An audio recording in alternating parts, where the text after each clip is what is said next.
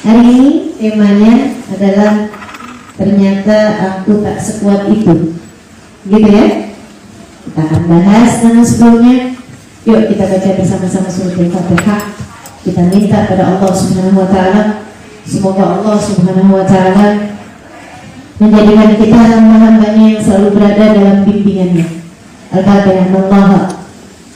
Annallaha yusrunni wa yuballighuni wa annallaha yaqbil lana hajati wa lana kullal umniyat yatrafiha al-khair wal barakah binniyatin nafa' wal intifa' wal mudzakarah wat tadhkir ibtigha'a mardatih wa qurbih wa thawabih wa husnil khatimah ma'a lutfil 'afiyah wa salahil 'aqibah wa ila hadratin Nabi Muhammad sallallahu alaihi wa alihi wasallam.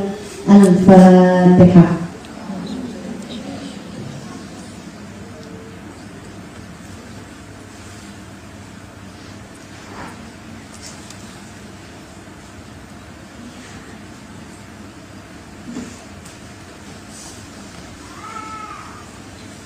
Bismillahirrahmanirrahim. Ada banyak kali dalam kehidupan di atas muka bumi ini Allah membuat kita merasa lemah.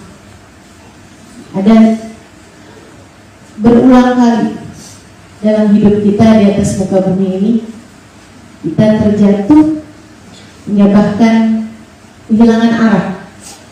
Kadang-kadang kita merasa kayak pengen nyerah aja gitu. Hidup emang kayak begitu teman-teman.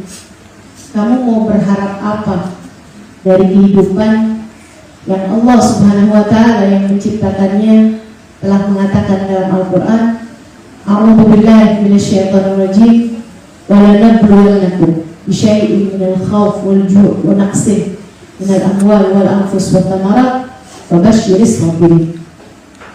Kata Allah, dan kami pasti akan menimpakan pada semua umat manusia bisyai'in, sesuatu dalam kehidupan, minal khauf, berupa rasa takut, khawatir, was-was, wal ju', berupa rasa lapar,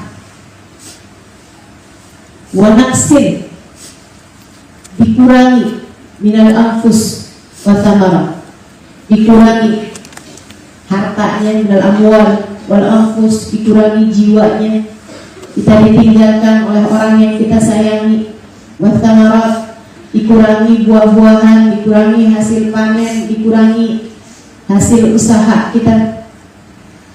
Memang begitu yang namanya hidup. Hidup pasti ada ujiannya. Namanya juga hidup. Kalau banyak cucian kotornya namanya laundry, gitu kan? Kalau banyak bunga sakuranya namanya Jepang. Kalau lagi musim sakura kan begitu. Namanya hidup teman-teman, nggak akan pernah mulus. Kamu jangan pernah berpikir ada siapapun yang hidupnya ideal. Hidup tak akan pernah ideal buat siapapun. Ini yang sering saya sampaikan pada muslimah dimanapun saja berada. Hidup tak akan pernah ideal buat siapapun. Kamu kalau lihat kayaknya enaknya jadi dia, yang jadi dianya juga melihat yang sama orang lain. Kayaknya enaknya jadi dia, kayaknya enaknya jadi dia, terus aja begitu. Nggak ada orang yang hidupnya mulus, teman-teman, nggak ada. Semua orang dengan ujiannya masing-masing, semua orang dengan titik lemahnya masing-masing, semua orang dengan ketidakberdayaannya masing-masing. Karena kamu diciptakan di dunia bukan untuk dunia. Kamu diciptakan di dunia untuk bahagia di akhirat sesudah kehidupan dunia. Kamu diciptakan di dunia untuk kenal sama pemilik dunia. Selagi kamu belum kenal, selagi kamu belum dekat, kamu akan terusan diberi ujian-ujian itu untuk kamu mendekat, untuk kamu mendekat. Kamu hidup di dunia ini kayak sama Allah lagi dikasih tangga, naik, raih, dapetin. Apa ya Allah? Ridhoku milikmu. Naiklah, raihlah ridhoanku kata Allah. Di saat kamu kepengennya turun terus, Allah Subhanahu wa Ta'ala akan membuatmu terjatuh hingga kamu berusaha untuk bangun lagi, naik lagi, terus begitu. Ujian akan membuatmu, teman-teman saudara sekalian, naik menujunya. Makanya kalau kamu lihatin orang-orang yang bergantung sama sesuatu, yang mengandalkan sesuatu, yang mencintai sesuatu, biasanya ujiannya Allah kasih dari sesuatu tersebut. Saya baca Al-Quran, saya pelajari Al-Quran, saya baca kisah-kisah para nabi-nabi Allah SWT, bagaimana Allah memberikan pelajaran dalam kehidupan mereka. Ada nabi yang senang banget sama keluarga.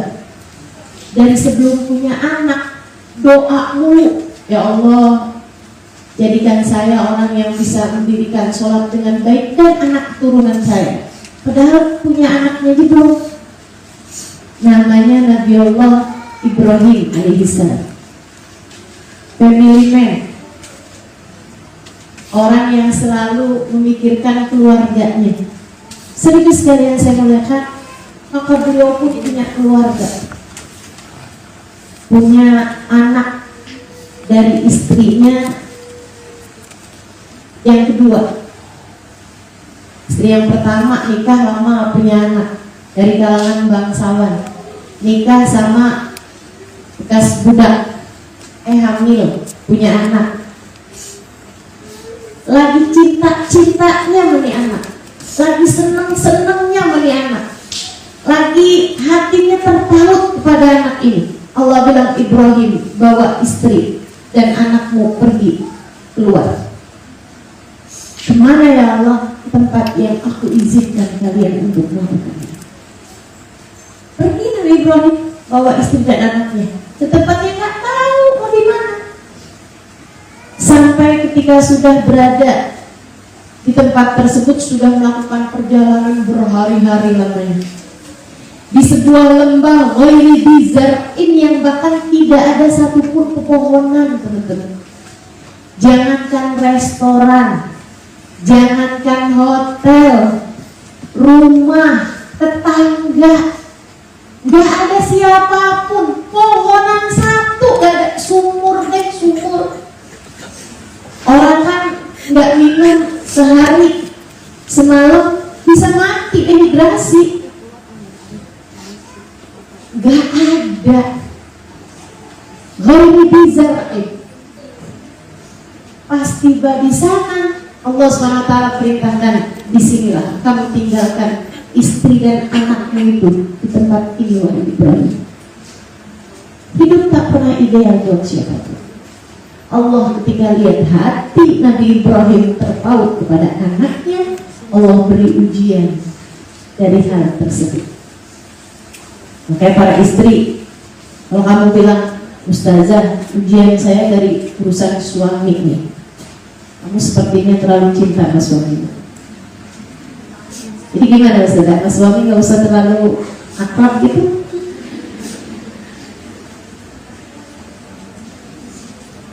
Gitulah kehidupan. Kalau kamu terlalu cinta sama anakmu, ujiannya bisa jadi berasal dari sana. Kalau kamu terlalu cinta sama kegiatanmu, aktivitasmu, bisa jadi ujianmu dari sana.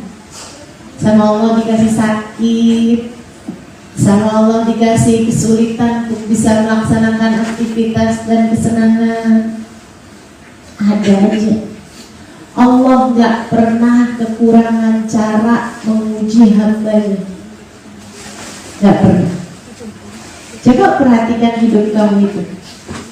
Allah tidak pernah kekurangan cara untuk mengujimu, bukan?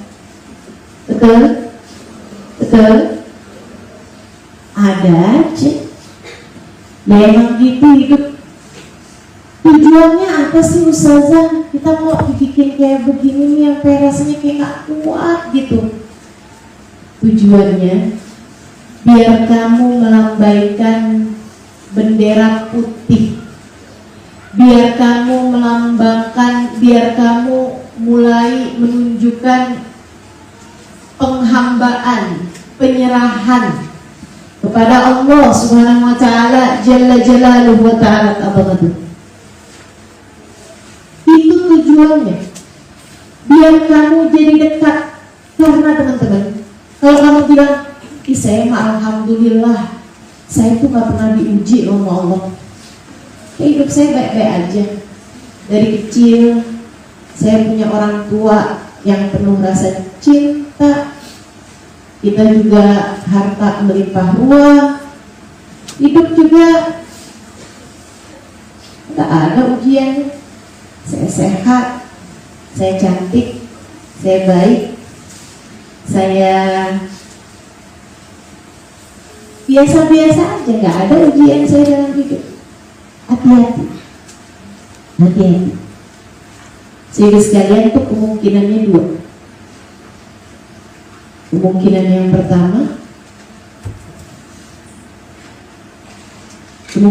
pertama, karena kamu memang tidak sebegitu ingin dinaikannya di hadapan Allah. Lebih benar. Kan kalau nggak mau dinaikin mah jalannya lurus aja, jalannya rata aja. Bukankah rumput memang tak perlu dihantam angin keras? Kalau rumput aja mah nggak usah pakai kena angin kencang-kencang, rumput kok gitu. Atau kemungkinan yang kedua ini adalah kamu bilang mencari wanastadrijuhum min haitsu la ya'lamun. Allah Subhanahu wa taala kasih istidraj. Allah Subhanahu wa taala kasih aja apa yang kamu mau. Kenapa begitu? Sebab tak ada jatah untukmu di hari sesudah kematian. Jadi kalau kamu merasa hidup saya sepertinya sedang diuji, ya kamu akan dinaikkan, teman-teman. Kamu akan dinaikkan.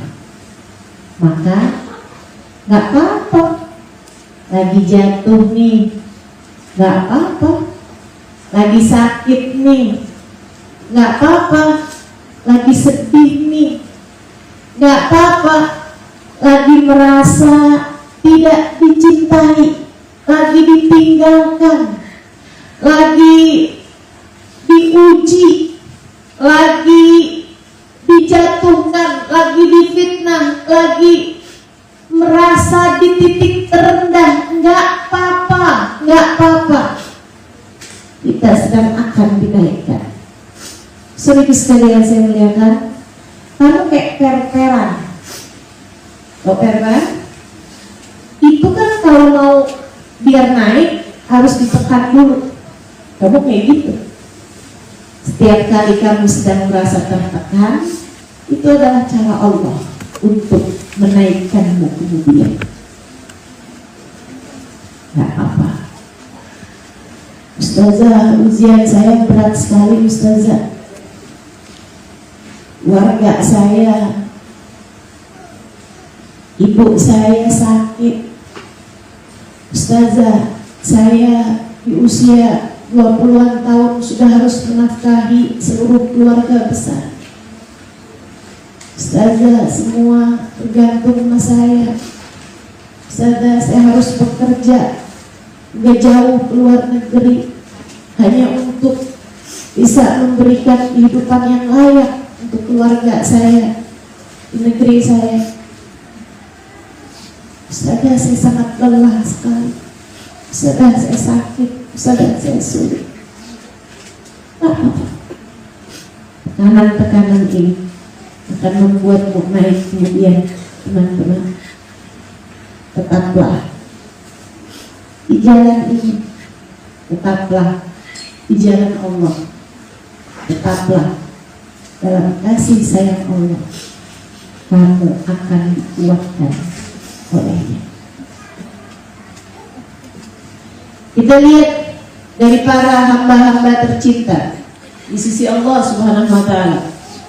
Para nabinya Allah Subhanahu wa taala, enggak ada yang enggak diuji. Bahkan baginda kita Nabi besar Muhammad sallallahu alaihi wasallam mengatakan, "Innal bala muwakkalun bil anbiya, tsummal awliya, tsummal adna wal adna."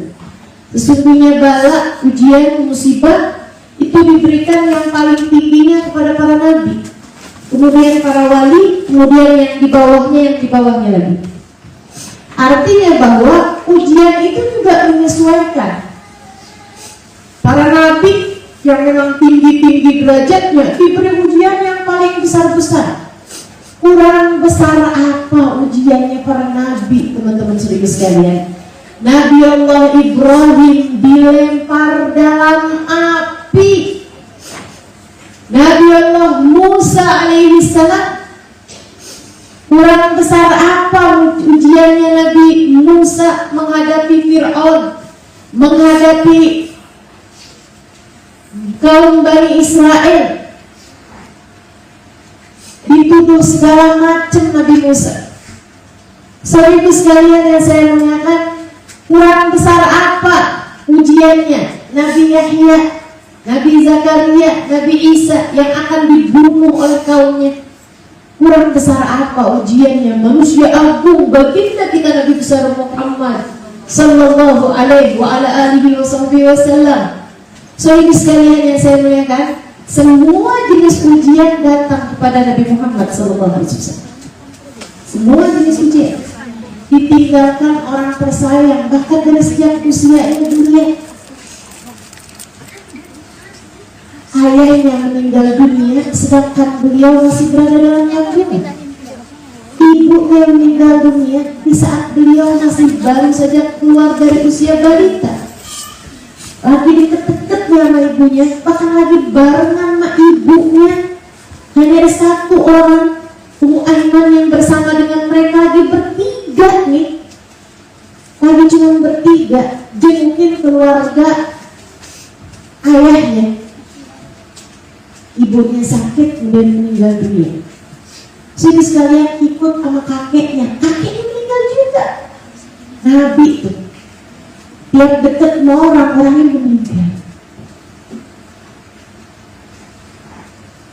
Bahkan Nabi ketika meninggal dunia usianya baru 63 tahun. Ternyata itu gak terlalu tua loh. 63 tahun masih belum tua-tua amat, saudara sekalian. Segitunya Nabi sudah menguburkan 6 dari ke-7 anak-anak beliau.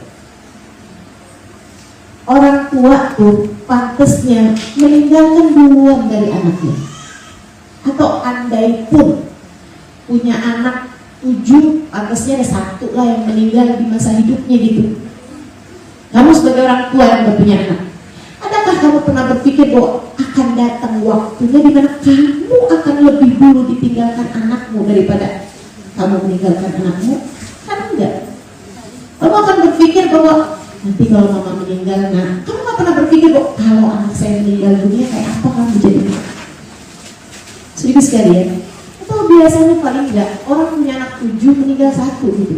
Nabi punya anak 7, 6 di antara 7 anaknya Nabi yang menguburkannya. Meninggal duluan sebelum Nabi Muhammad SAW. Saat Nabi Muhammad meninggal dunia, beliau hanya punya 1 putri aja. Yang itu pun juga 6 bulan sudah wafatnya Nabi Muhammad. 1 anaknya itu pun juga kemudian meninggal dunia, yaitu Sayyidah Fatimah Zahra. Nabi akrab dengan duka. Nabi akrab dengan kehilangan. Kenapa begitu? Untuk mengajarkan kepada kita umatnya bahwasanya dunia memang bukanlah tujuan. Kamu berduka, iya, karena kamu masih di dunia. Cukup dukamu di dunia aja. jangan mau berduka di akhirat nanti. Namun belajarlah untuk menjadi seseorang yang kelak di hari akhirat nanti kamu akan dapat bersama-sama dengan mereka dalam kasih sayang Allah Subhanahu wa Ta'ala. Nabi Muhammad diuji dengan macam-macam, diuji dengan fitnah, kurang apa lagi. Mereka bilang Nabi Muhammad gila, mereka bilang Nabi Muhammad penyihir handal, tukang sihir, nyantet orang, guna-guna orang biar ikut sama beliau. Nabi Muhammad kurang apa difitnah sama orang, disakiti sama orang, sampai dengan diusir, diberi racun di makanan beliau, dipukuli hingga babak belur, diusahakan pembunuhan kepadanya, bahkan hingga disihir sampai menjadi sebab turunnya al-mu'awwidatain, qul a'udzu birabbil falaq, qul a'udzu birabbin nas. 18 hari Nabi Muhammad tak berdaya di atas lantai, sebagaimana kisah yang disampaikan Sayyidah Aisyah. Berkeringat besar-besar kayak jagung-jagung teman-teman keringatnya Nabi Muhammad, sampai basah lantai yang dibuat tidur oleh Nabi Muhammad SAW. Sampai Nabi Muhammad kemudian minta didatangkan air dingin. Nabi Muhammad memasukkan tangannya di air dingin, dibasuhkan ke wajah beliau. 18 hari keadaan Nabi Muhammad semacam itu di Madinah, bukan di Mekah, di Madinah. Sampai kemudian datang dua malaikat pada suatu siang. Dua malaikat tersebut terlihat sedang mengobrol satu sama lain. Siang sekali dia, apa yang terjadi padanya? Malaikat yang satu menjawab, oh iya, dia kena sihir, ada banat lube yang menyihir dia. Sihiran buat 40 orang dijatuhkan kepada Nabi Muhammad satu orang saja. Anehnya, segala ketidakberdayaan, segala kesakitan itu hilang setiap kali suara azan datang berkumandang. Nabi berdiri, kemudian pergi sholat. Jika sahabat tak ada yang menyadari bahwa beliau sakit, sebab kalau di masjid Nabi kelihatan sehat, sholat, sahabat ngomong biasa aja gitu. Tapi begitu pulang, Nabi sakit lagi, tak berdaya lagi di atas lantai beliau, hingga bahkan basah lantainya kena keringat beliau.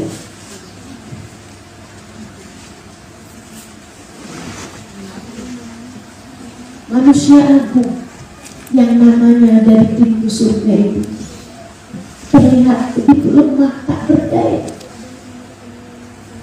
Dunia kayak gitu kondisi.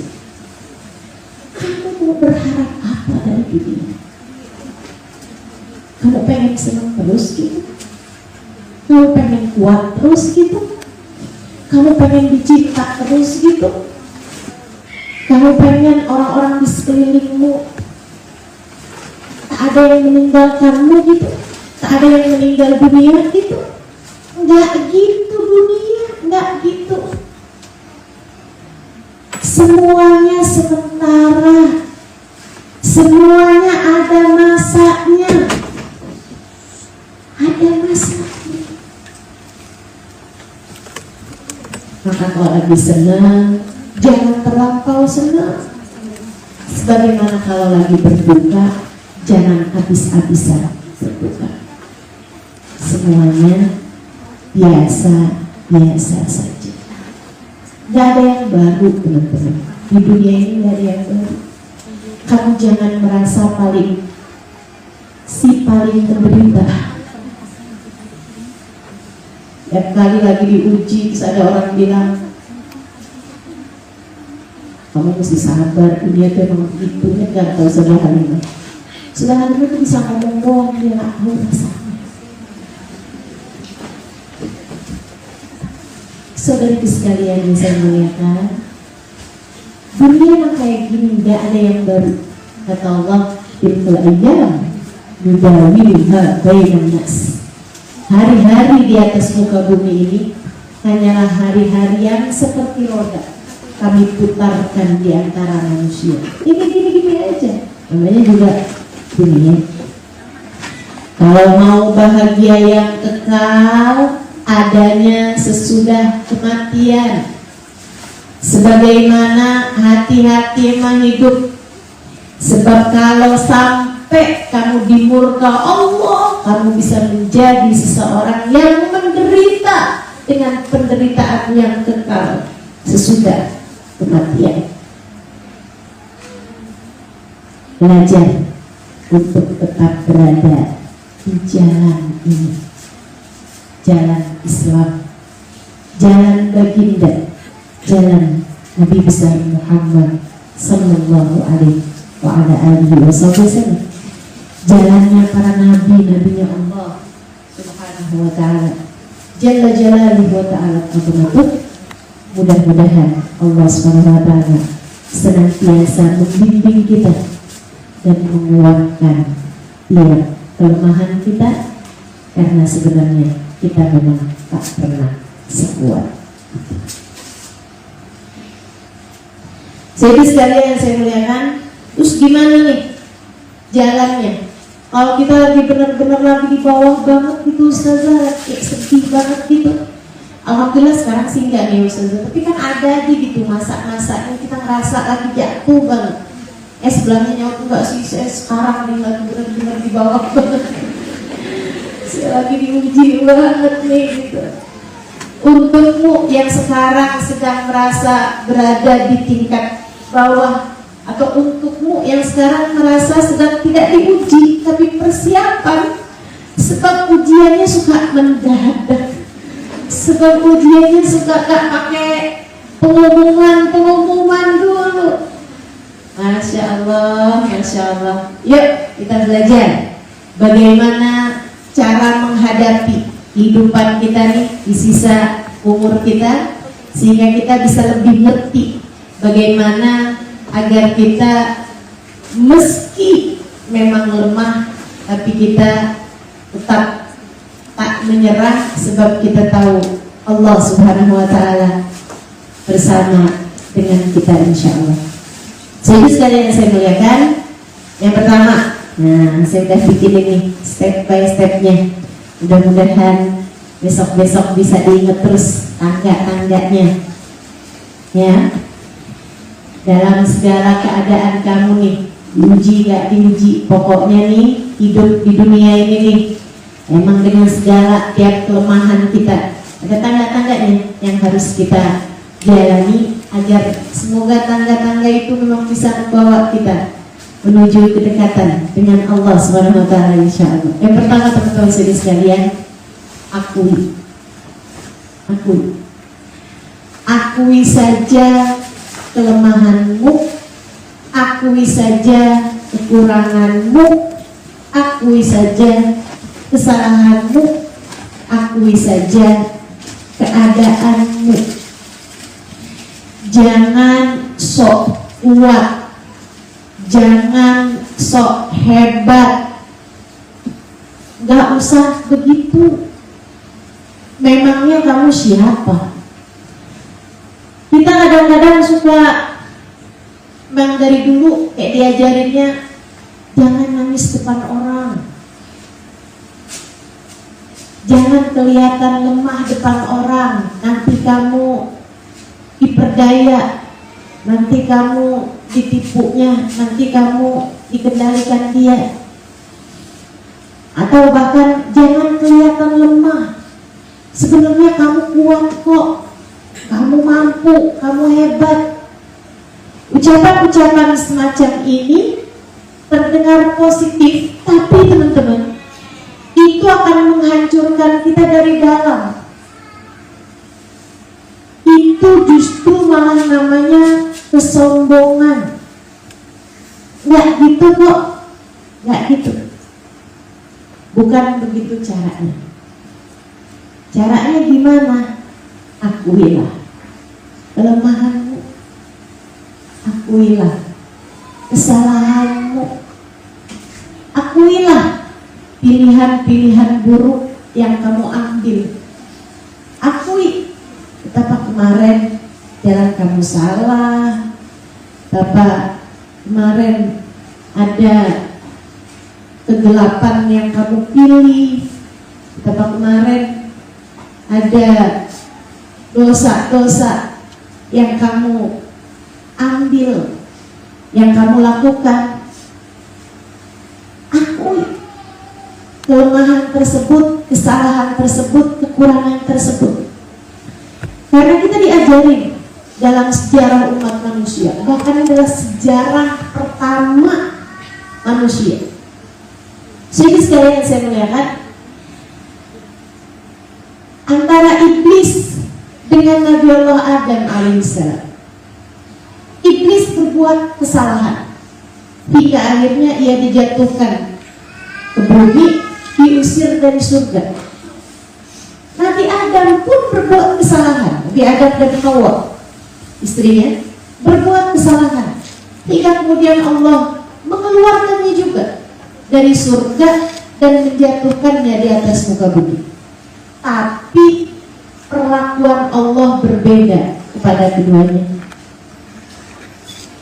Iblis dilaknat sampai keseluruhan anak turunannya, hingga bahkan diancam dengan neraka tak ada habis-habisnya.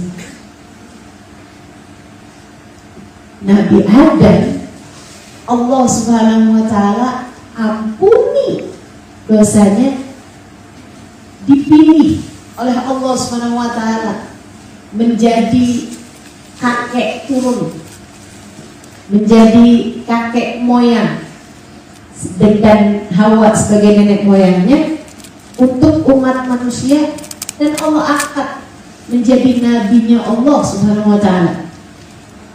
Jalla jalaluhu ta'ala al-Qadr. Betapa sama-sama bikin salah, sama-sama ada pilihan yang enggak benar yang dipilih oleh keduanya, tapi hasilnya bisa berbeda. Kamu jangan sampai ikut iblis. Kenapa bisa hasilnya berbeda padahal keduanya melakukan hal yang sama, sama-sama salahnya? Adalah karena yang satu mengakui kesalahan, sementara yang kedua mencari pembenaran. Yang satu mengakui kelemahan, sementara yang satu belagak dengan kesombongan. Hati-hati, jauh-jauhlah dari sifat sombong. Gak usah sok kuat, gak usah sok hebat, apalagi jangan sampai kamu merasa yang paling benar. Biarin iblis aja yang begitu, karena kan neraka itu kan dari api, iblis juga dari api. Kayaknya kalau iblis masuk ke dalam api agak mendingan lah. Sementara kita ini kan berasal dari tanah, kita nggak usah ikut-ikutan iblis, kita ikutan aja sama Nabi Adam. Jadi sekalian saya melihat Allah bilang sama iblis, ketika iblis nggak mau sujud, melakukan pilihan salah.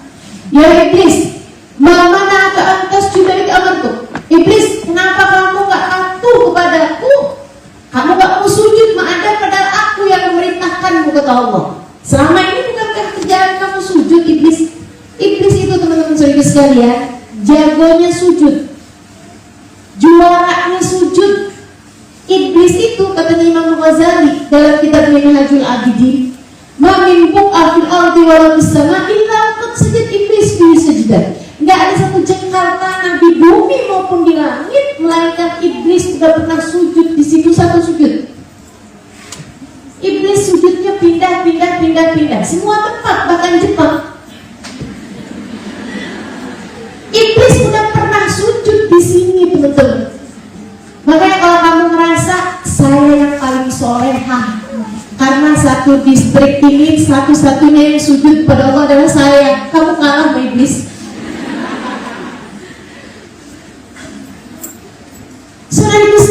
saya muliakan, udah pernah dipakai sujud sama iblis di bumi, udah pernah iblis itu sujud di tiap langit. 70.000 tahun iblis hidup sebelum kemudian ia terusir dari surga dan semua tempat di bumi di langit. Dia pernah sujud di sana. Kurang apa taatnya? Kurang apa ibadahnya? Kurang apa panjangnya masa benarnya iblis? Kurang apa panjangnya masa takwanya iblis? Kalau disebut takwa sebagai menjalankan perintah Allah Subhanahu wa taala. Tapi satu kesalahan yang dia buat. Kenapa kamu sujud iblis? Padahal aku yang memerintahkan untuk sujud. Apa jawab iblis? Dia nggak akui. Maaf ya Allah, tadi saya lagi kebelet, bisa begitu ya?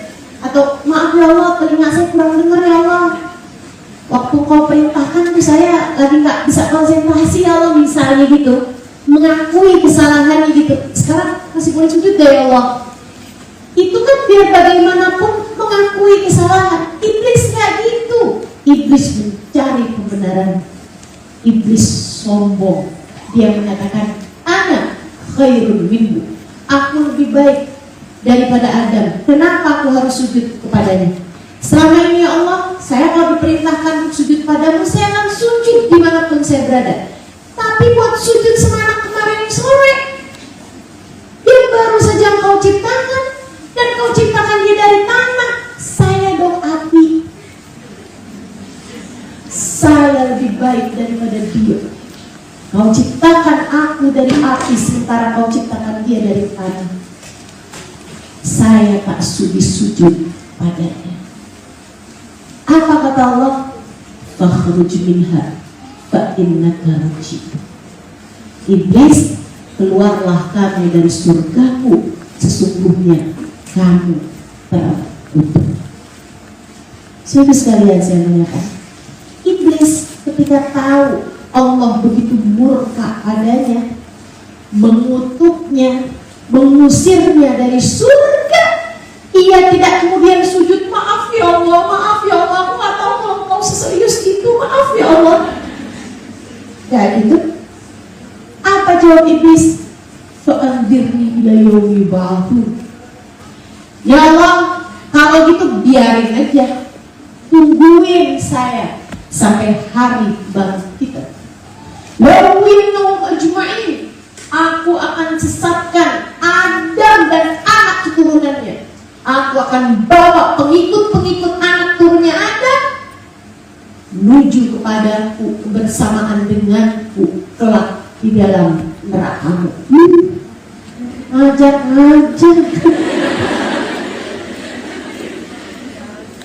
Lo aja kali iblis. Kita lo gak mau, amin.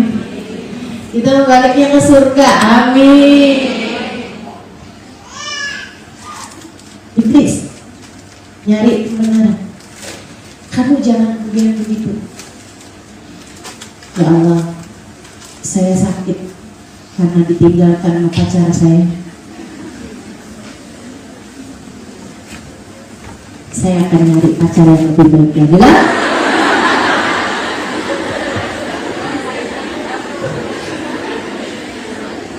Saya sekarang sudah cukup belajar untuk bisa memastikan mana cowok setia, mana yang cuma iblis belaka lah. Ayolah, saudaraku sekalian yang saya muliakan, nggak di situ pelajarannya gitu. Jangan nyari-nyari pembenaran, jangan nyari-nyari pembenaran. Kita ambil jalannya Nabi Adam alaihissalam. Akui kesalahan, akui kekurangan, akui kelemahan, akui aja. Nabi Adam alaihissalam, la taqrabu hadhihi syajarah. Wahai Adam, wahai Hawa, kamu boleh makan apapun yang ada di surga ini, tapi jangan deket-deket sama pohon jatuh ini. Waswasa lahum syaitan, Setan ngebisik-bisikin. Dan lo tau gak Dan? Dengerin sama Adam jadi deket ke Hawa. Wah, kamu kan gak boleh deket-deket pohon itu. Kamu tau gak kenapa sebabnya? Soalnya kamu kalau deket pohon itu, kamu akan jadi kekal. Kamu makan buah itu, kamu akan kekal di surga. Jadi sekalian, apakah Adam dan Hawa percaya sama ucapan iblis? Enggak. Malah justru karena nggak percaya, mereka berdua memutuskan untuk makan buah tersebut. Kenapa? Nih saya kasih tahu nih. Ini tauhid agak dalam nih ya. Jadi gini, Nabi Adam itu Allah Subhanahu Wa Taala kasih pengetahuan. Pengetahuannya membuat beliau paham. Beliau itu adalah dijadikan khalifatan fil ardh, penghuni bumi, yang nanti akan ada anak beranak, anak cucu dari Nabi Adam alaihissalam. Itu Nabi Adam yang paham. Nabi Adam senang di surga, tapi beliau paham bahwa tidak untuk surga ia diciptakan. Karena di surga itu umur orang nggak bisa nambah. Umur orang di surga nggak bisa nambah, teman-teman. Nggak ada barang di surga bisa kadaluarsa. Nggak ada. Jadi selagi ada di surga, perempuan nggak menstruasi. Karena nggak menstruasi nggak bisa hamil. Umur nggak nambah kok. Kalau hamil kan berarti segitu aja. Ini masih bulan berapa sekarang kamu hamilnya? Bulan pertama. Bukan karena kenapa? Tapi kan di surga. Bahkan kan melahirkannya gitu kan. Jadi memang Nabi Adam dan Siti Hawa paham betul bahwa meskipun mereka senang di surga, tapi bukan untuk surga mereka dicipta. Gimana caranya ya buat turun ke bumi? Iblis dong ngasih jalannya. Dan mau tahu nggak? Kenapa kamu nggak boleh makan buah itu? Karena kalau kamu makan, kamu bakalan kekal di surga. Nabi Adam kan udah kenal siapa iblis. Udah kenal banget. Omongannya benarnya bohong, bohongnya benar. Yang dia bilang mabuk berarti racun, yang dia bilang racun berarti. Ketika iblis bilang, kalau kamu makan buah ini, niscaya kamu akan kekal. Nabi Adam paham, berarti kalau saya makan buah ini, saya akan dikeluarkan dari surga. Ini dia jalannya. Saudara sekalian, berarti kan nggak sepenuhnya salah kalau Nabi Adam dengan ijtihadnya, dengan pemikirannya, dengan hasil diskusi dengan Hawa, mereka berdua memutuskan, mari kita makan buah ini untuk kita dapat melaksanakan tugas menjadi khalifatan fil ardh, menjadi penghuni bumi. Gak sepenuhnya salah, bukan? Buah pemikiran, bukan? Teman-teman sekalian, maka makanlah keduanya dan benar saja. Adam segera tumbuh jakun di lehernya. Dia kesakitan. Mana ya Arab, ini apa ya Allah?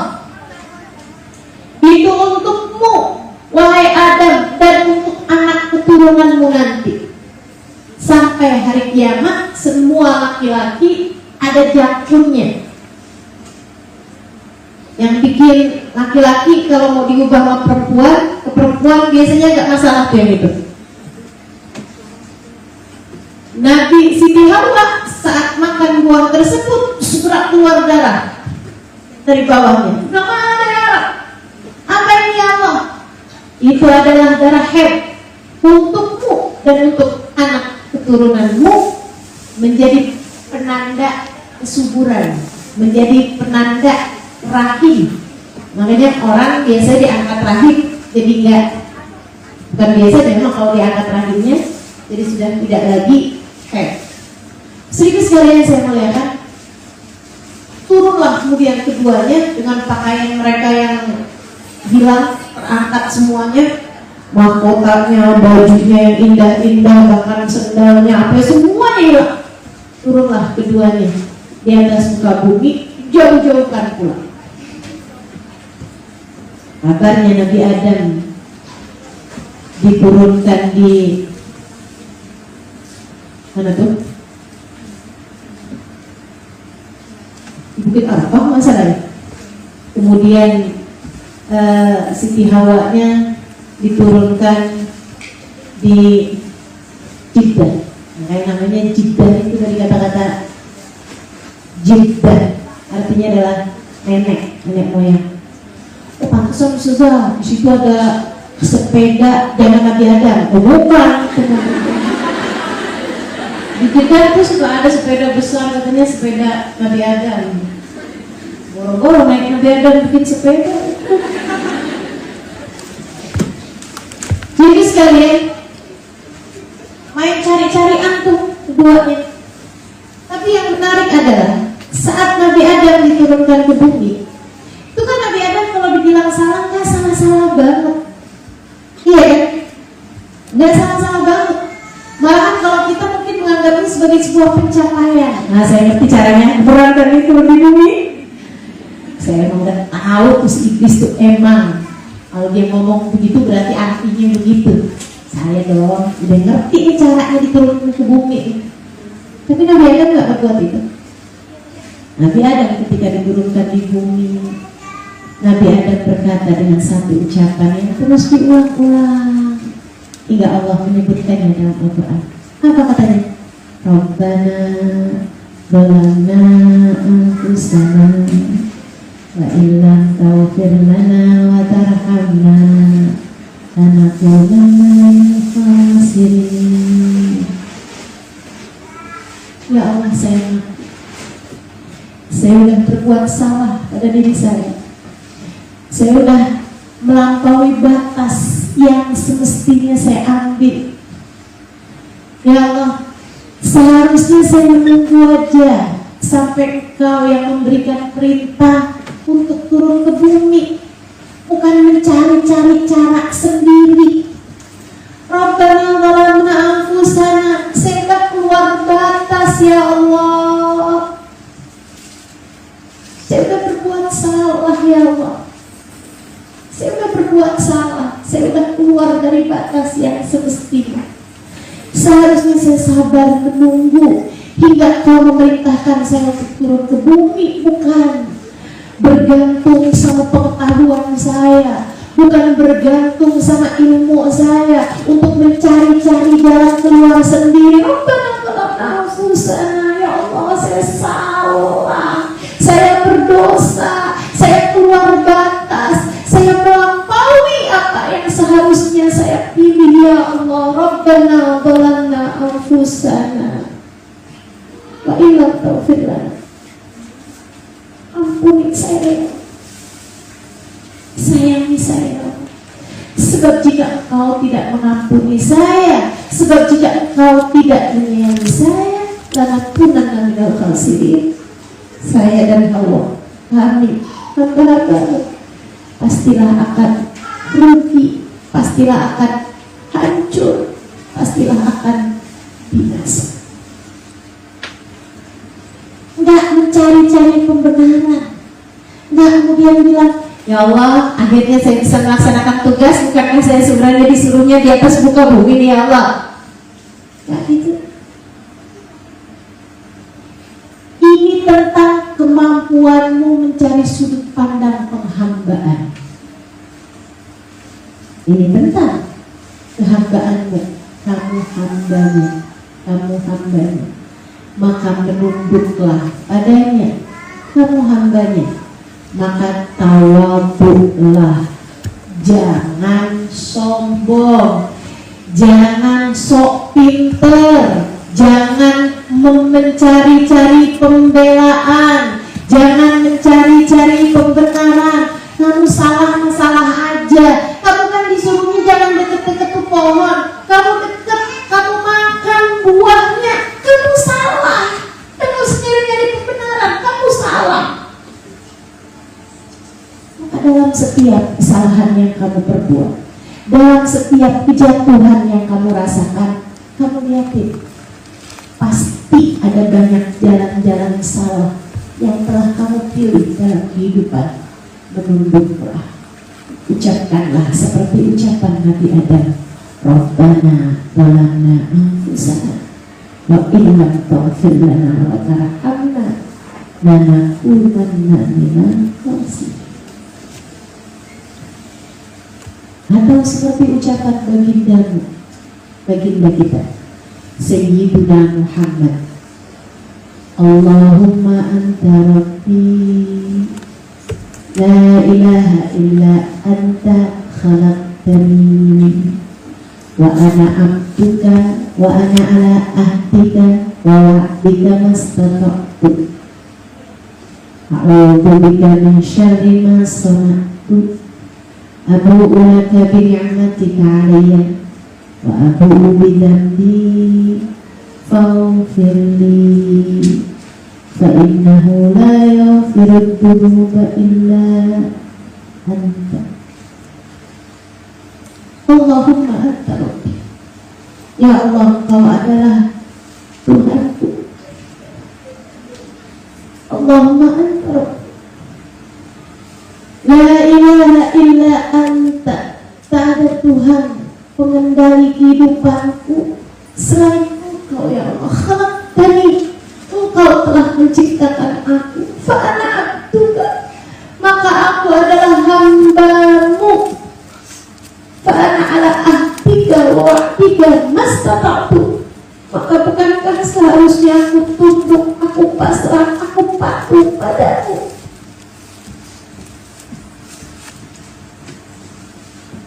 A'udzu bika min syarri ma sana'tu, aku berlindung padamu ya Allah dari buruknya perbuatan-perbuatanku.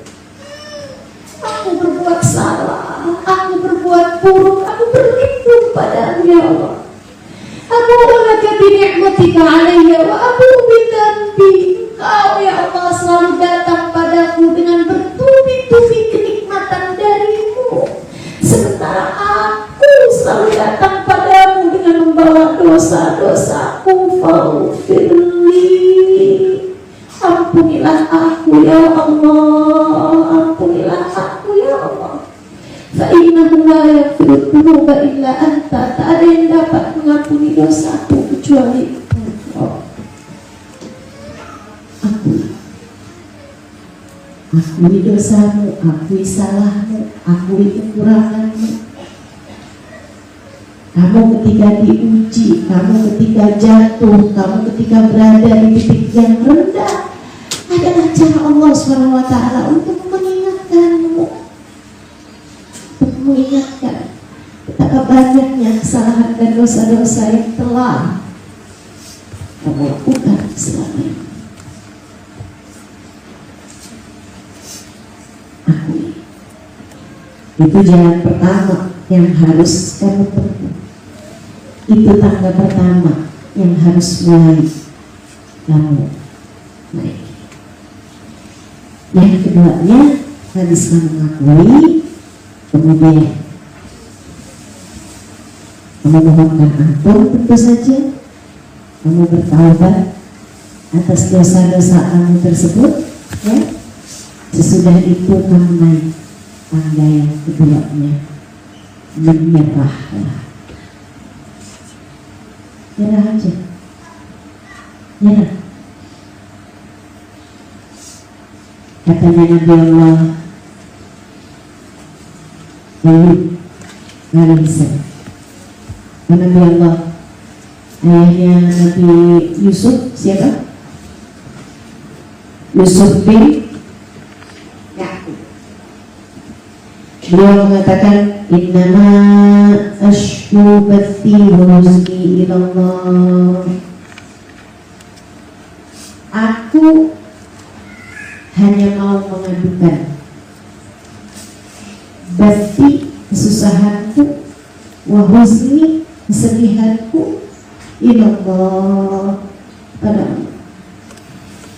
Nyerahnya jangan sama orang, nyerahnya jangan sama perusahaan, Nyerahnya jangan sama pemerintahan, nyerahnya jangan sama satu negara.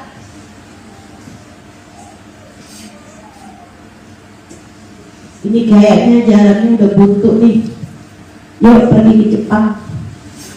Kayaknya Jepang lebih menjanjikan. Walaupun kamu berangkatnya ke Jepang, tapi jangan nyerahnya ke Jepang. Nyerahnya sama Allah aja, nyerahnya sama sang pemilik kekuatan aja. Karena teman-teman, menyerah kepada selainnya hanya akan membuatmu semakin kalah. Menyerah kepada selainnya hanya akan membuatmu semakin lemah. Menyerah kepada selainnya hanya akan membuatmu semakin kehilangan arah. Menyerahlah hanya kepada yang semestinya.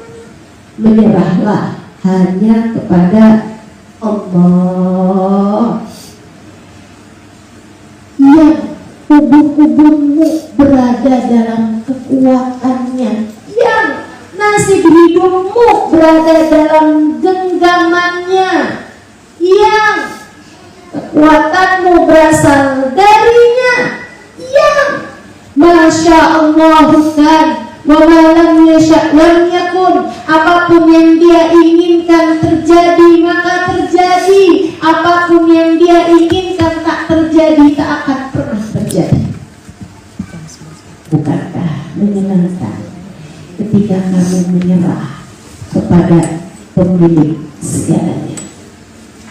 Bukankah menyenangkan ketika kamu menyerah kepada pengendali segalanya? Teman-teman, saya kemarin naik pesawat dari Jakarta ke Tokyo, kemudian ke Osaka, dari Osaka sini. Di banyak penerbangan itu saya bisa tidur. Saya lihat juga penumpang-penumpang pada bisa tidur. Kenapa? Saya rasa sih ya karena kelelahan, tapi yang pasti karena mereka tahu pesawat itu ada pilotnya. Kalau misalnya lagi pada tengah-tengah tidur semua, kemudian ada pengumuman, mohon maaf, adakah di sini yang bisa nyetir pesawat?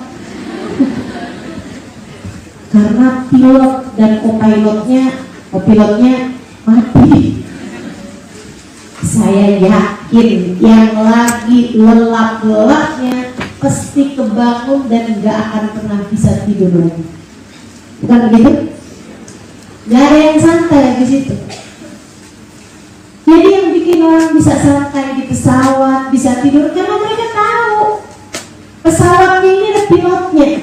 Saya gitu karena saya tahu nih, ada kok pilotnya, ada kok pilotnya, bantu pilotnya juga ada.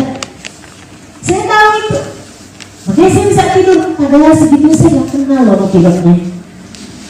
Saya nggak kenal dan saya nggak coba cari tahu juga di pilotnya dari negara mana ya. Enggak.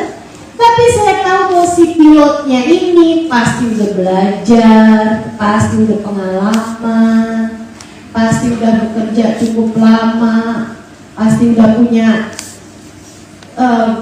pengalaman terbang yang jam terbang yang cukup panjang. Saya tahu itu.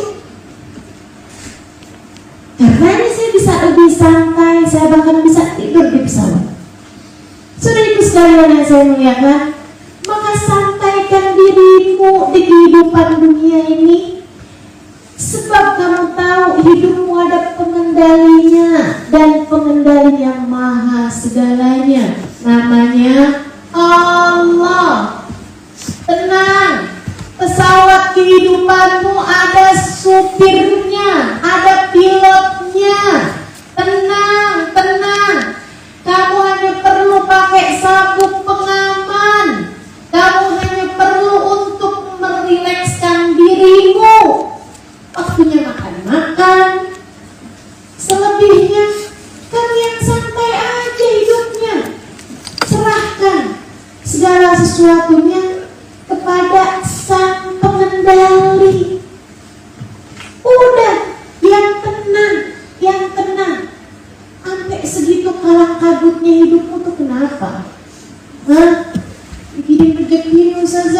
Huwa Razzaq Dzul Quwwatil Matin. Allah lah satu sang pemberi rezeki.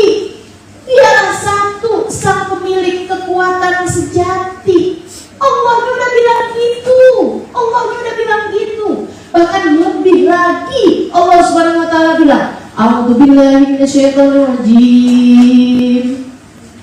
Ma min dabbatin fil ardi illa Allahu rizquha wa ya'lamu mustaqarraha wa mustawda'aha. Tidak ada sesuatu yang melata di atas muka bumi kecuali wajib bagi Allah untuk memberikan rezeki kepadanya. Selama dia hidup, Allah wajib memberi rezeki kepadanya. Wa ya'lamu mustaqarraha wa mustawda'aha. Allah tahu tempat di mana dia tinggal, Allah tahu di mana tempat dia berada. Kamu tinggal di Osaka tapi saat ini sedang ada di Tokyo, Allah tahu. Kamu tinggal di Indonesia tapi saat ini sedang ada di Tokyo, Allah tahu. Rezekimu akan sampai padamu dimanapun saja kamu berada. Bahkan gajah yang tak pernah sujud aja gemuk-gemuk. Bahkan kecoa yang tak pernah facial aja glowing.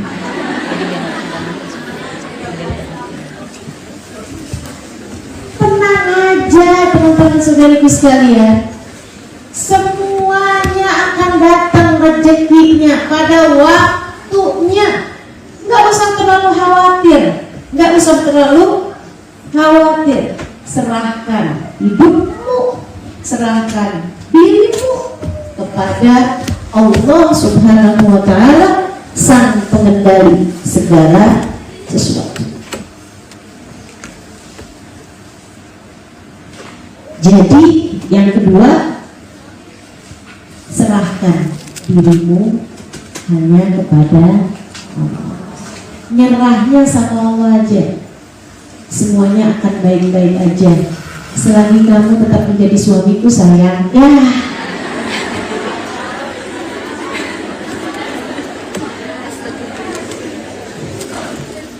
Oh, kamu ternyata gak punya apa-apa ya, kamu ternyata miskin. Kan dari dulu saya udah bilang saya gak punya apa-apa selain kamu.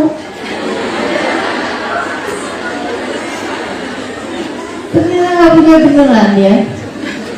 Sudah sekalian yang saya muliakan, nggak bisa nyerah, nggak sama suami, nggak sama keluarga, nggak sama perusahaan, nggak sama pekerjaan. Tuh hati-hati, jangan sampai kamu bergantungnya sama pekerjaan kamu, sampai jadi segitu takutnya sama atasan, sampai ketika kamu harus mengerjakan hal-hal yang dilarang, kamu laksanakan hal tersebut karena kamu, nanti kalau saya sampai dikeluarkan gara-gara ini, nanti saya gimana, saya makan apa, keluarga saya makan apa. Dari zaman kamu belum ke Jepang, keluargamu dan kamu udah pada makan. Jangan sombong, jangan sok-sokan, jangan pernah bergantung sama siapapun. Ini menjadi sebab kehancuranmu.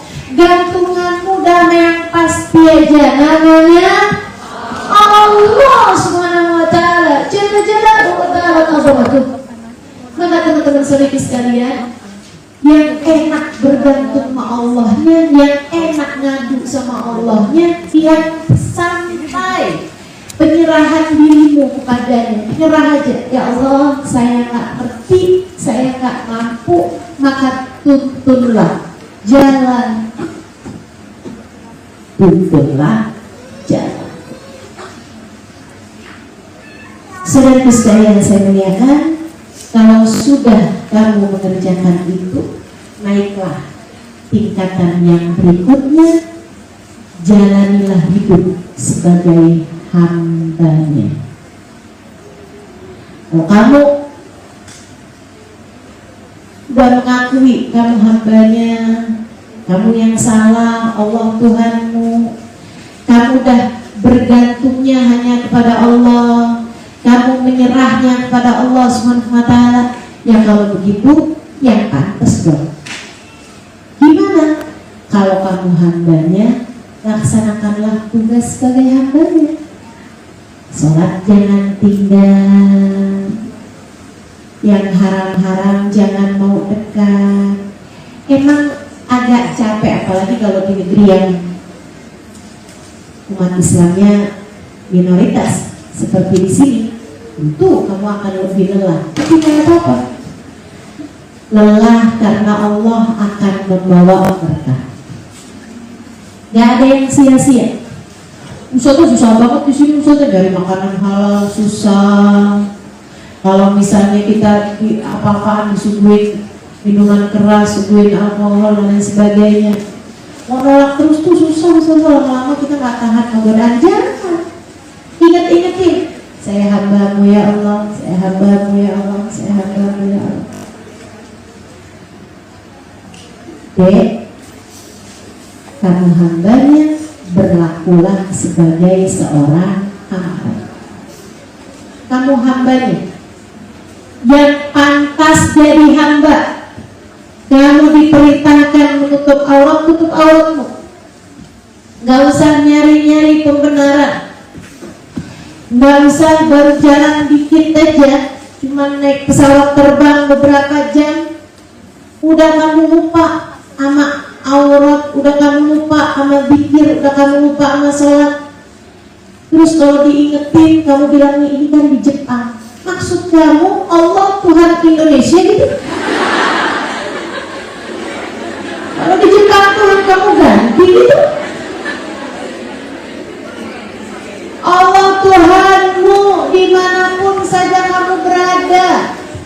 Jangan sampai kamu jadi orang yang aurat kamu tertutup rapi saat lagi umroh, tapi giliran kamu lagi ada di pantai, lagi ada di masjid, lagi ada di kajian rapi benar, tapi giliran lagi ada di tengah-tengah sakura, auratmu mendadak jadi kemana-mana. Gak gitu caranya, gak gitu caranya. Kamu hambanya yang pantas jadi hamba, yang pantas jadi hamba. Ingatlah terus Allah mengawasimu, dan di sanalah kekuatanmu. Di sanalah kekuatanmu. Tenang teman-teman, tenang. Kamu kalau dekat sama Allah, Allah tuh bakal ngasih apapun yang kamu mau. Tenang aja, tenang aja, percaya saya. Saya sudah punya cukup banyak pengalaman kehidupan untuk mengingatkan saya bahwa dimanapun saja saya berada, Allah lah juga sang pengendali segalanya. Saya nggak mau cerita-cerita panjang-panjang, waktunya juga terbatas. Oke, jadi dari itu aja ya. Yang pertama mengakui, yang kedua menyerahlah, kemudian yang ketiga jalan hidup sebagai hambanya. Yang terakhir, teman-teman saudaraku sekalian yang saya muliakan, pakailah senjatamu. Kamu kalau lagi hidup kan kayak perangan kan, kalau kamu udah habis-habisan, ya udah pakai nih senjata kamu dalam kehidupan. Apa senjatanya? Namanya zikrullah. Zikir itu senjata kamu. Zikir, zikir baik yang wajib. Ada misalnya zikir yang wajib, ada namanya sholat. Sholat itu adalah zikiran wajibmu. Kayak kata Allah bilang, a'udzubillahi minasyaitonirrajim, aqimis sholata dzikri. Dirikanlah sholat, dzikri, untuk kamu berzikir padaku. Nah, zikir yang wajib adalah sholat kamu itu. Dalam sholat tuh kamu gak bisa gak zikir. Harus ada Allahu Akbar, harus ada suratul Fatihah, kan begitu?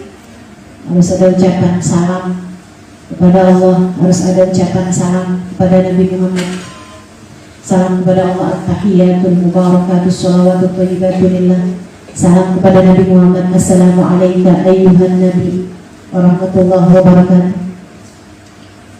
Ini senjata kamu dalam kehidupan. Maka orang yang hidupnya nggak pernah dikir, nggak suka dikir, atau orang yang hidupnya jauh dari dikir, kalau kekir sholat hanya yang wajib-wajib aja, nggak punya pikiran di luar sholatnya, nggak punya sholat sunnah sebagai tambahan dikirnya, itu kayak orang yang pergi perang tapi senjatanya nggak lengkap, hanya bawa satu senjata aja, kemungkinannya akan kalah sama kehidupan. Kamu perlu senjata yang kuat biar kamu menjadi tidak selemah itu. Meskipun kamu tentu tidak sekuat itu, tapi kamu juga tidak selemah itu kalau kamu pakai senjata yang sudah kamu punya. So ini sekarang yang saya tanyakan, Ustazah, apa kekuatan zikir ini Ustazah? Saudariku sekalian yang saya muliakan, dengarkan firman.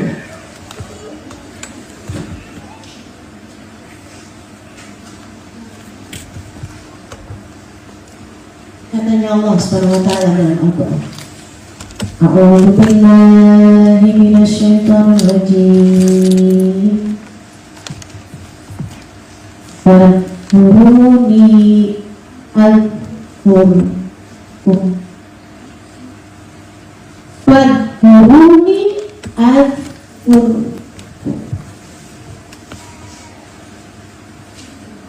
Fadhkuruni adhkurkum.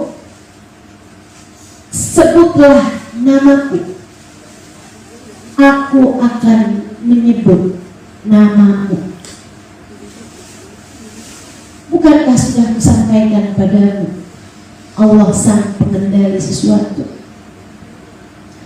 Allah kasih kepada kita sekuat-kuatnya senjata.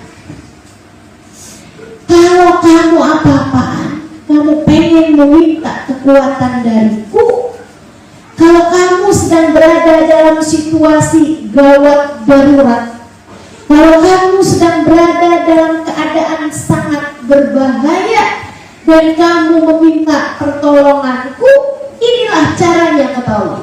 Apa ya Allah? Sebut namaku, aku akan sebut namamu. Saat itulah kau akan mendapati aku bersama denganmu. Dalam hadis qudsi Allah mengatakan, Ana jalisun man dzakarani. Aku akan bersama, aku akan menjadi kawan untuk siapapun yang sedang mengingat dan menyebut aku.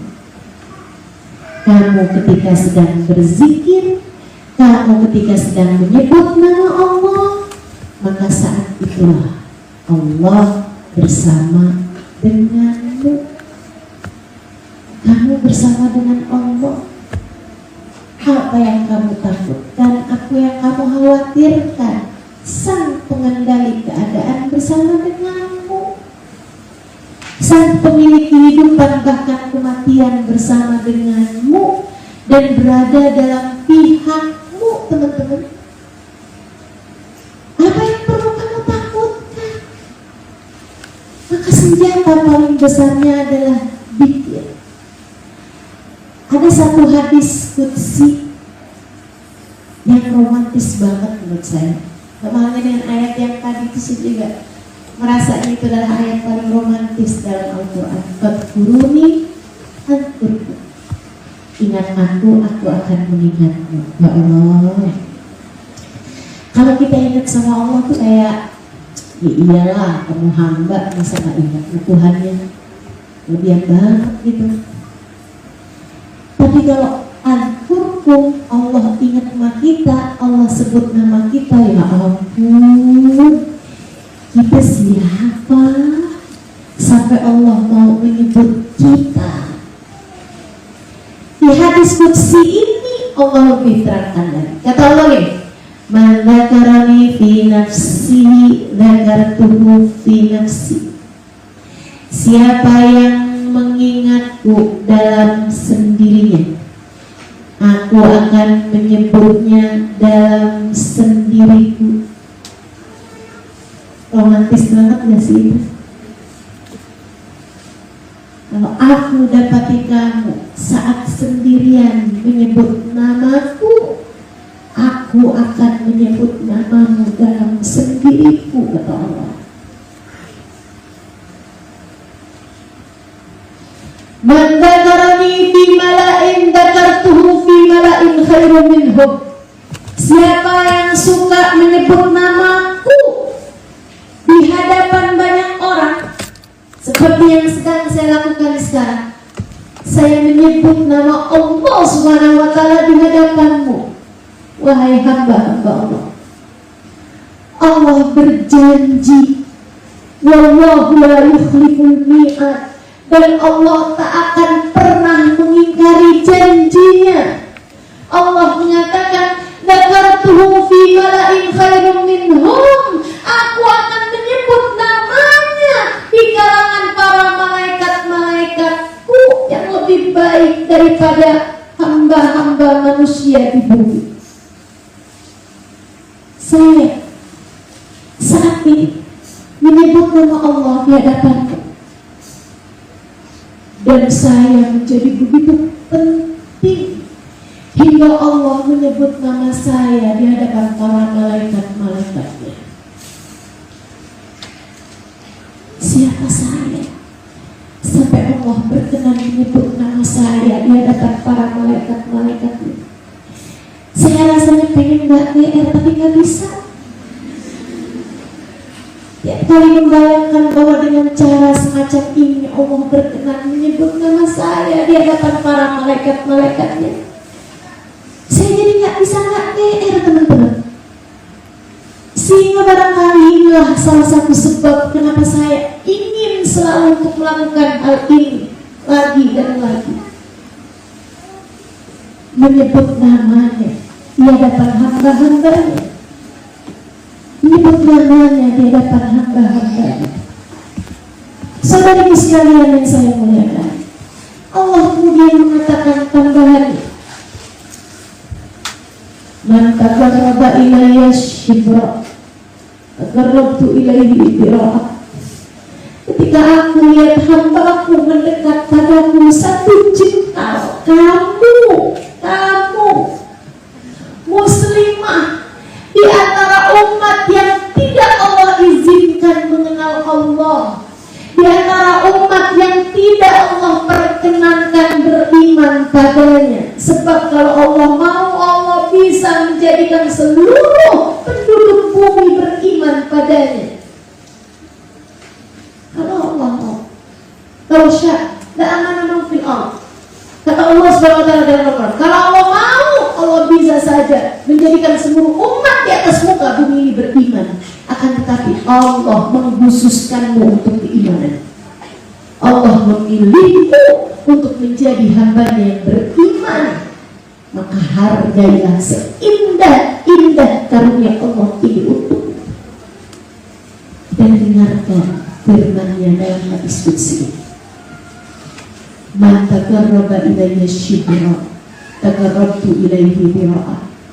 Ketika Allah lihat kamu di sebuah petak tanah di Tokyo, di sebuah tempat sempit di Jepang sini, kamu Allah lihat mendekat kepadanya dengan beberapa rakaat sholatmu, dengan beberapa hitungan zikirmu, dengan beberapa ayat yang kau lantunkan sebagai firman-Nya, dengan kamu bangun di keheningan malam, kemudian kamu rukuk dan sujud hanya kepadanya, kamu kemudian menengadahkan tangannya dan berdoa memanggil namanya, ya Allah, ya Allah, ya Allah. Allah mengatakan, aku melihatmu mendekat kepadaku satu jengkal, aku akan mendekat kepadamu satu hasta. Satu hasta, dari ujung jari ke siku-siku, satu hasta. Wa man taqarraba ilayya dira'ah taqarrabtu ilaihi ba'a. Siapa yang aku lihat mendekat kepadaku satu hasta, aku akan mendekat kepadanya satu depa. Dari ujung jari ke ujung jari yang lainnya ketika ia dibentakkan. Allah ketika melihatmu mendekat kepadanya satu hasta, Allah akan lebih mendekat kepadamu lagi. Man atani yamshi ataituhu harwa. Siapa yang mendekat padaku dengan berjalan, aku akan mendekat padanya dengan berlari.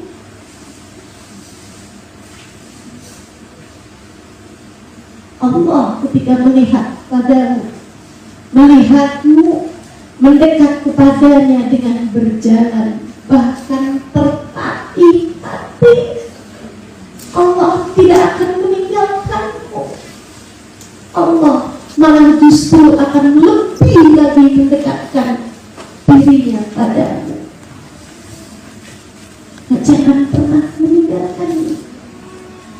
Jangan pernah meninggalkannya. Hingga kamu dimanapun akan selalu Allah kuatkan. Serahkan dirimu padanya. Sesudah kamu mengakui segala kelemahan, kekurangan, dan kesalahanmu, bertaubatlah, jalani kehidupan seperti yang ia inginkan, dan jangan pernah jauh-jauh dari senjata paling hebat yang telah Allah berikan padamu. Zikrullah, mengingat Allah. Di antara mengingat Allah itu juga bersolawat pada baginda Nabi besar Muhammad. Sebab tidak terhitung bersolawat kalau tidak ada zikrullahnya. Bahkan solawat itu juga menjadi penghubung antaramu dengan Allah SWT, menjadi sebab zikirmu diterima Allah Subhanahu wa Ta'ala. Dengan senantiasa bersolawat kepada manusia terindah, pemimpin kita semua, baginda kita Sayyidina Muhammad sallallahu alaihi wa ala alihi wasallam. Semoga dapat kamu amalkan dalam kehidupan.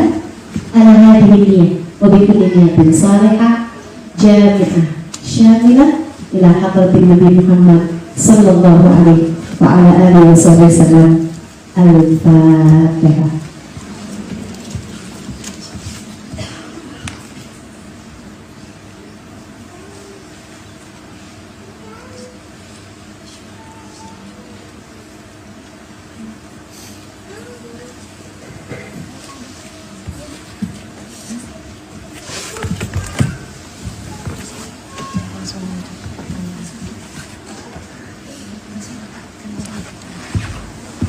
Bismillahirrahmanirrahim. Kepada Ustazah atas penyampaiannya, Masya Allah sangat menyentuh hati sekalian.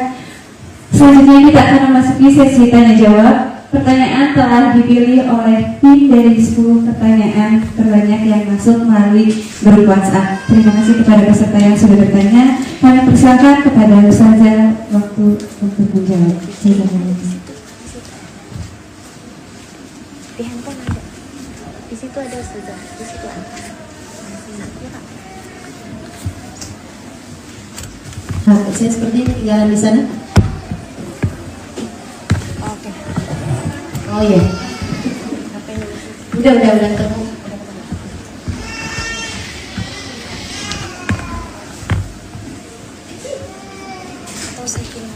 Udah. Baik, saya akan jawab.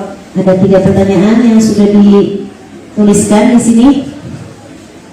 Assalamualaikum warahmatullahi wabarakatuh. Ustazah, terkadang rasa lelah muncul karena kita merasa sudah melakukan yang terbaik namun hasil tidak sesuai.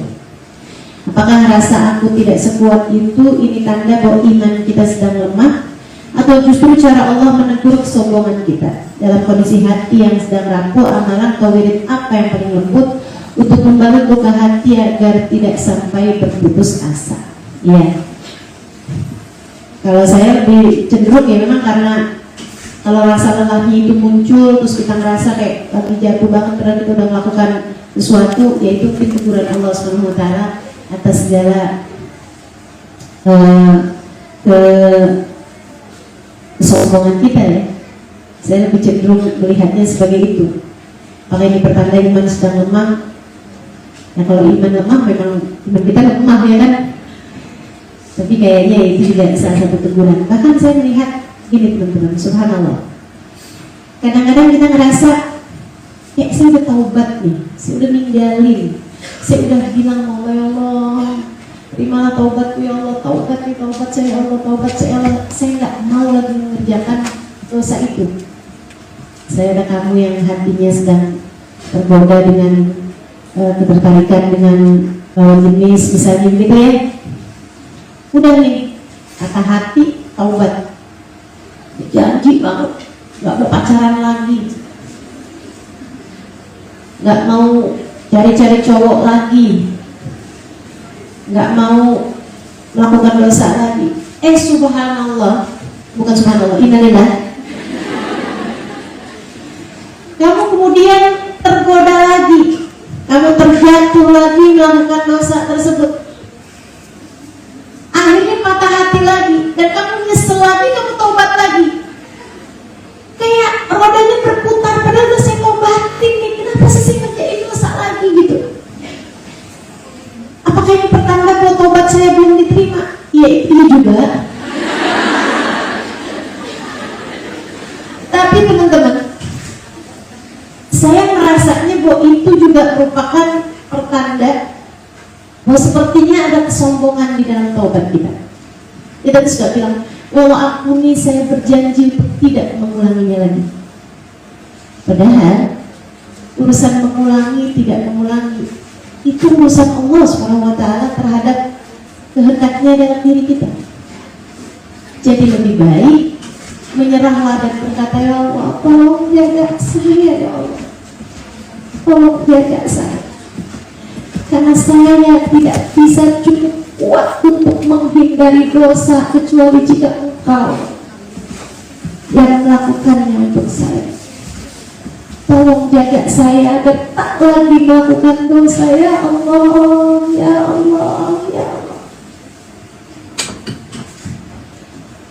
Jadi ada makna kesombongan kalau kamu berkata, saya berjanji untuk tidak mengulanginya lagi, atau saya tidak akan lagi melakukan dosa itu ya Allah. Lebih baik serahkan itu kepada Allah dan mintalah penjagaan darinya.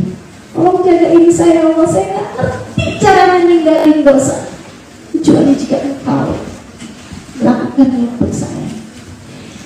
Saya selalu tergoda, saya selalu kalah menghadapi hawa nafsu saya, tapi bukankah Engkau yang maha memenangkan ya Allah? Kemenangan saya menghadapinya. Begitu teman-teman saudara sekalian. Jadi kadang-kadang memang bahkan untuk urusan taubat yang merupakan rendah diri ya, kita masih terkadang ada makna kesombongan di sana.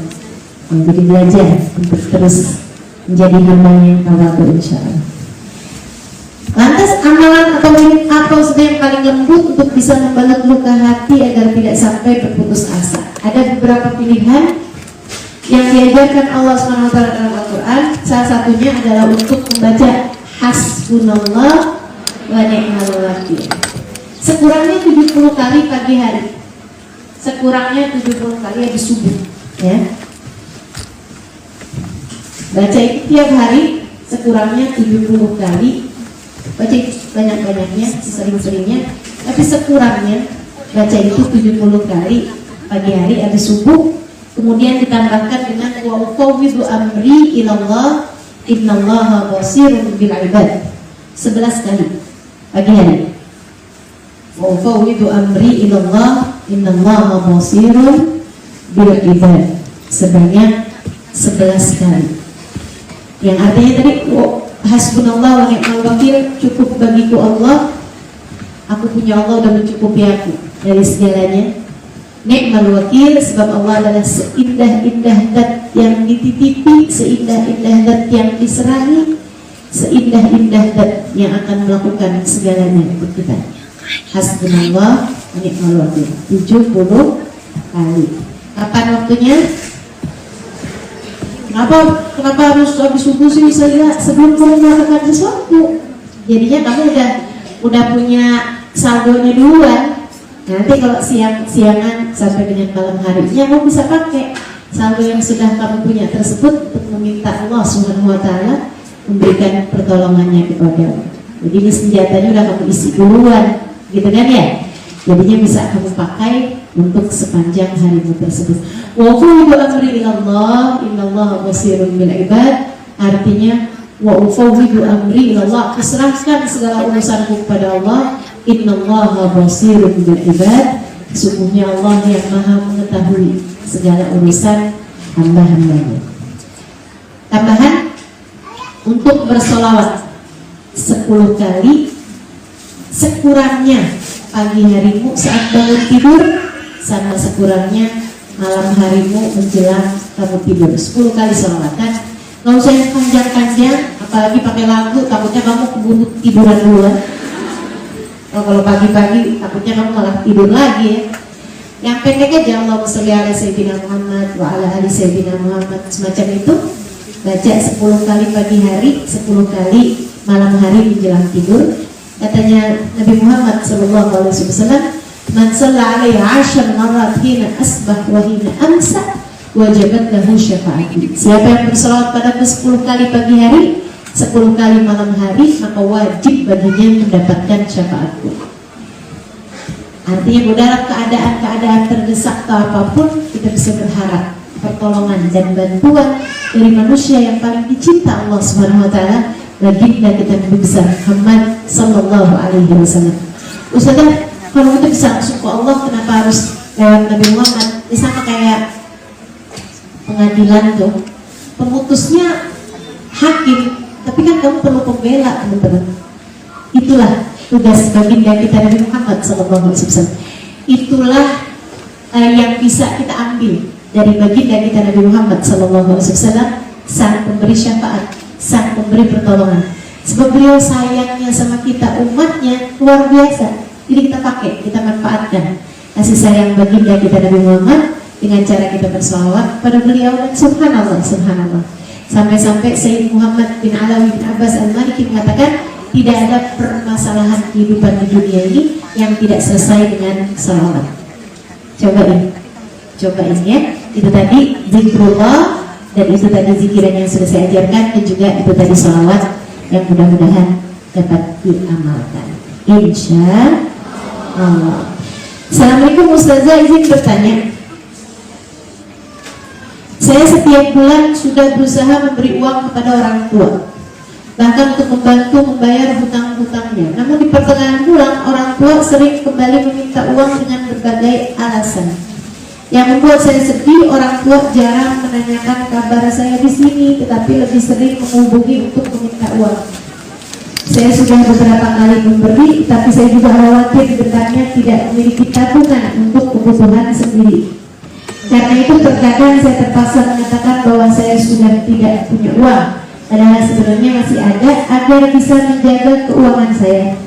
Yang ingin saya tanyakan, apakah sikap saya tersebut berdosa, Ustazah? Dan bagaimana sebaiknya saya bersikap agar tetap berbakti kepada orang tua tanpa mengabaikan kebutuhan diri sendiri? Terima kasih Ustazah. Ya, tidak semua orang diberi karunia orang tua yang solehah, solehah. Tidak semua orang dikaruniai oleh Allah Subhanahu wa taala keluarga yang menjadi hadiah. Terkadang justru sebaliknya, keluarga yang menjadi fitnah, seperti yang Allah Subhanahu wa taala sampaikan dalam amwalukum wa auladukum fitnah. Terkadang harta kalian dan anak kalian menjadi fitnah bagi kalian, menjadi ujian bagi kalian. Nah itu di antara teman-teman dan yang bertanya ini juga semacam itu. Berarti Allah Subhanahu wa taala menjadikan orang tuamu sebagai ujian untuk kehidupanmu. Tapi kalau kamu bilang bahwa mereka jarang nanyain kabar, ini juga terkait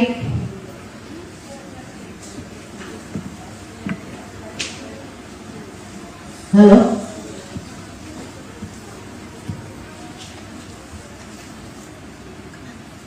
Ini juga terkait, mohon maaf ya, dengan pendidikan dan hal-hal lainnya. Karena saudara sekalian, adab itu juga diajarkan sama pendidikan, terutama pendidikan Islam gitu ya. Makanya kalau kamu lihat, semakin orang berpendidikan semakin beradab.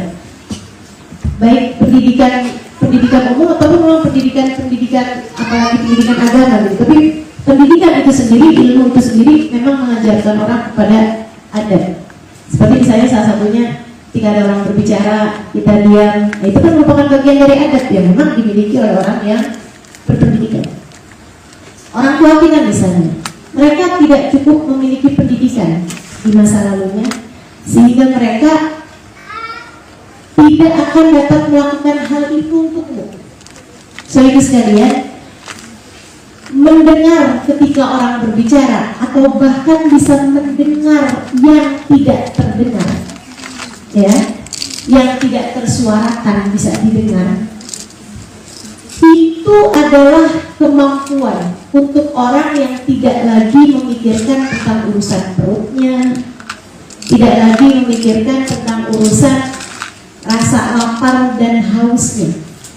Orang tuamu tidak memiliki di masa lalunya hal-hal yang semacam ini, kayak dalam hidupnya tuh mikirin cuma besok bisa makan apa, besok bisa ini apa gitu. Sehingga maafkan mereka tidak punya cukup kasih sayang untuk bisa membaginya kepadamu. Bukankah tiap orang hanya akan bisa memberi sesuatu kalau dia memilikinya? Hari ini saya bisa membagikan sedikit ilmu untukmu. Kenapa? Karena saya memilikinya. Bagaimana mungkin saya bisa berbagi sesuatu yang tidak saya miliki? Orang tuamu, mohon maaf, tidak cukup banyak mendapatkan kasih sayang dalam kehidupan mereka, sehingga mereka, maafkan mereka kalau mereka tidak cukup pandai untuk membaginya kepada. Itu yang harus kamu pahami. Jadi ustazah, orang tua saya gak pernah nanyain kabar saya, cuma minta duit aja. Itu yang mereka pahami dari cara hidup. Nggak apa-apa kalau urusan itunya, kamu jangan berharap mereka bisa memberikan kasih sayang kepadamu, karena mereka tidak memilikinya. Bahkan dari masa lalunya orang tuanya gak cukup ngasih kasih sayang, orang di sekelilingnya gak cukup ngasih kasih sayang. Yang perlu kamu lakukan adalah putuskan mata rantai itu. Kamu hanya akan menjadi orang yang sama dengan orang tuamu kalau tidak kamu putuskan mata rantai itu. Kalau di masa sekarang yang kamu pikirkan hanya soal uang. Nah, yang kamu pikirkan tentang orang tuamu hanya sekedar orang tua saya cuma bisa ngasih uang, orang tua saya cuma bisa minta uang, orang tua saya nggak pernah nanyain kabar, nggak pernah nyayangin saya.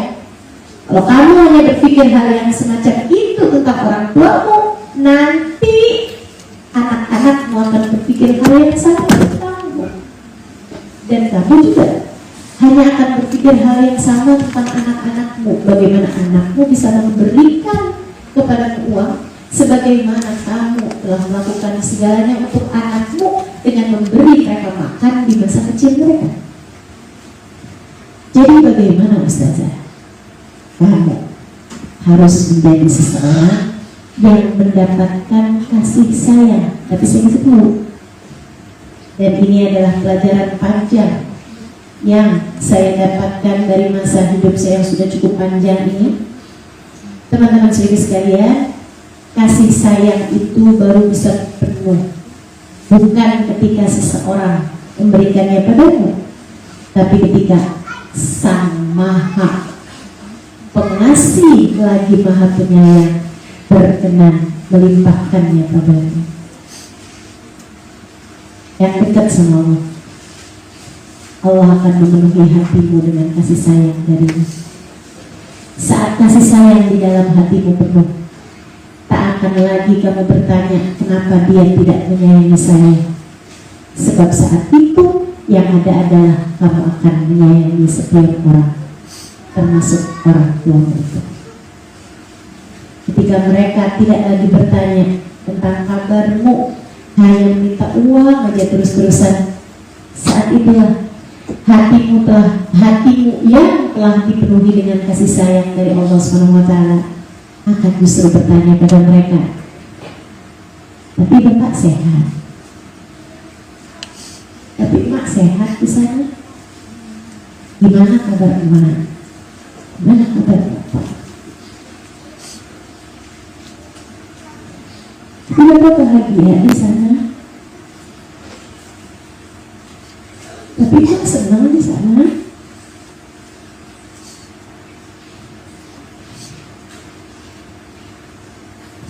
Jangan sampai kamu kehilangan kasih sayang orang tuamu justru ketika kamu sudah tidak lagi pernah meraihnya. Kalau orang tuamu nggak bertanya tentang kabarmu, bertanyalah kamu tentang kabar mereka. Kamu yang lebih berpendidikan, kamu yang sudah lebih banyak berjumpa dengan banyak orang, kamu yang lebih punya waktu untuk hadir kajian, kamu yang lebih punya kesempatan untuk mendengarkan kajian-kajian di YouTube, di mana. Bisa jadi orang tuamu selama ini nggak bertanya tentang kabarmu, nggak bertanya tentang kesehatan dan keadaanmu karena mereka merasa cukup malu. Mereka malu gitu. Kayak udah banyak loh orang-orang di kampung kita tuh yang enak kayak begitu, malu gitu buat bilang ibu sayang sama kamu, apalagi bapak sayang sama kamu tuh enggak gitu. Kalaupun kamu bertanya kepada mereka, bapak kok nggak pernah sih bilang sayang ke saya, tuh ibu nggak pernah bilang sayang ke saya, nanya kabar gitu bu ke saya,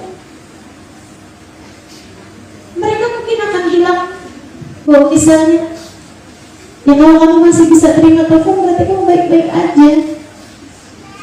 Dan bisa begitu juga sebagaimana mereka lagi membesarkan kamu juga kayak begitu.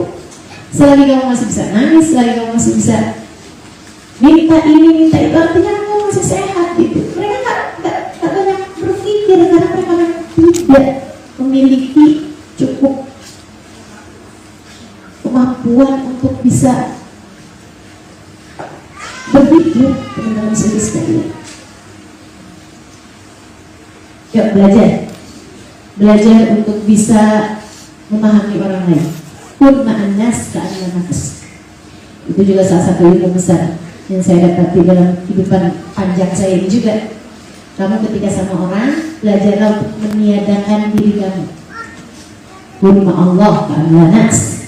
Ketika kamu sedang bersama dengan Allah, buatlah tiadakan semua orang, hanya antara kamu sama Allah.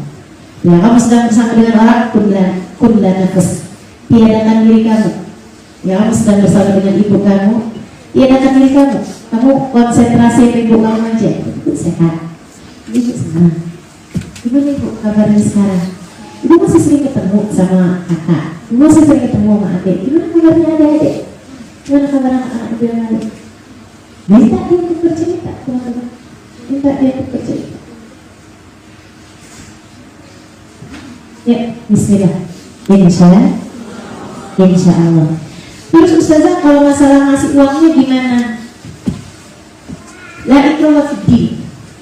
Tidak ada paksaan dalam urusan beragama. La yukallifullahu nafsan illa wus'aha. Seseorang tidak dibebani sesuatu di luar kemampuannya. Jadi nggak apa-apa.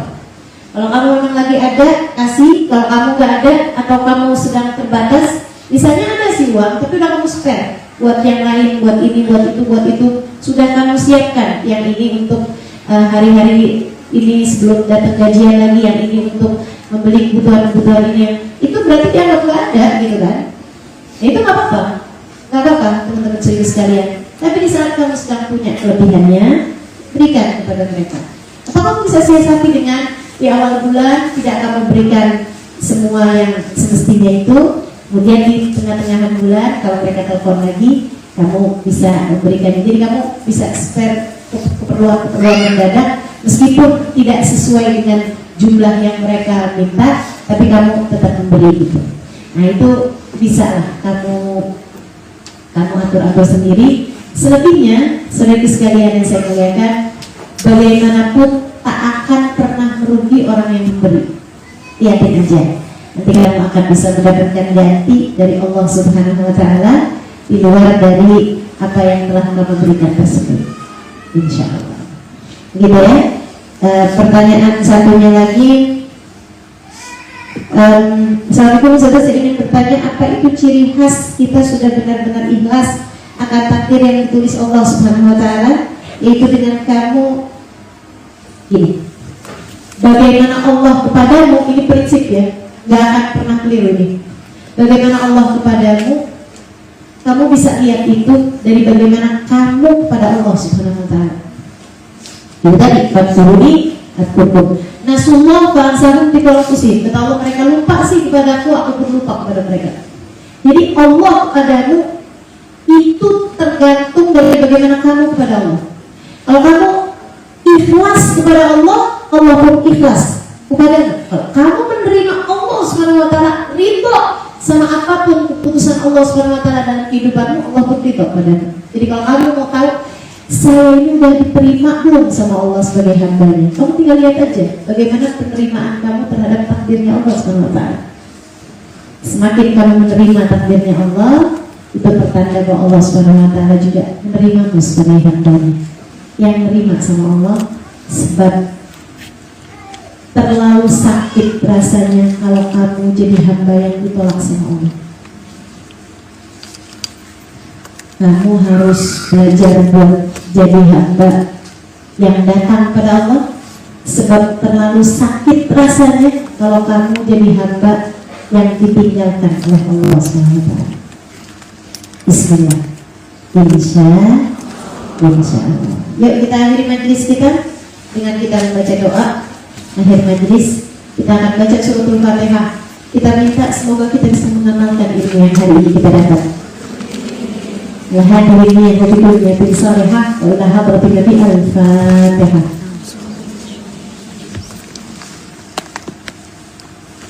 Alhamdulillah.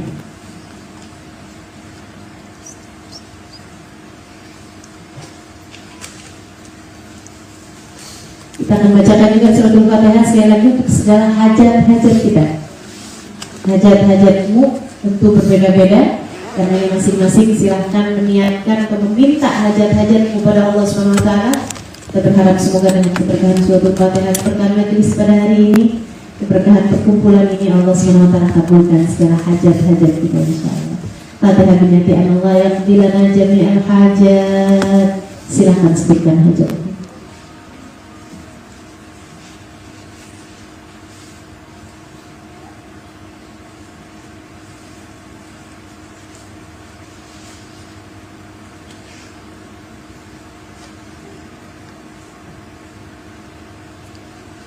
Wa ila hadratin Nabi Muhammad sallallahu alaihi wa ala alihi wasallam. Al-Fatihah.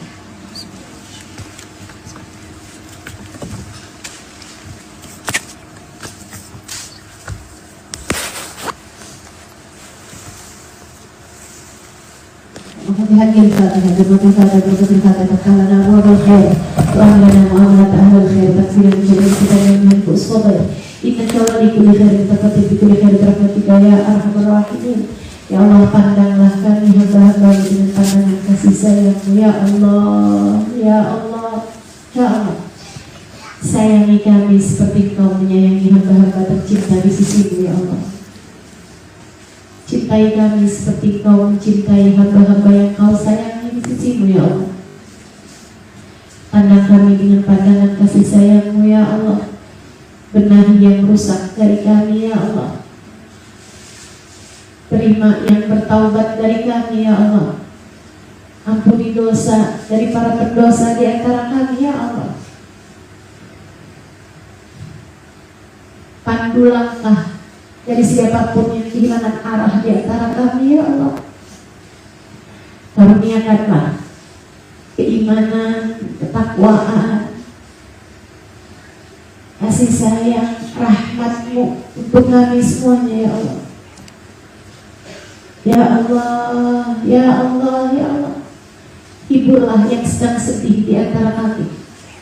Batuluklah luka dan siapapun yang terluka di antara kami. Ya Allah, tarik tangan-tangan kami, bawa kami menuju-Mu ya Allah. Jangan tinggalkan siapapun di antara kami ya Allah. Jangan tinggalkan seorang pun di antara kami ya Allah. Lihatlah kami, sayangi kami, papan langkah kami menuju-Mu ya Allah.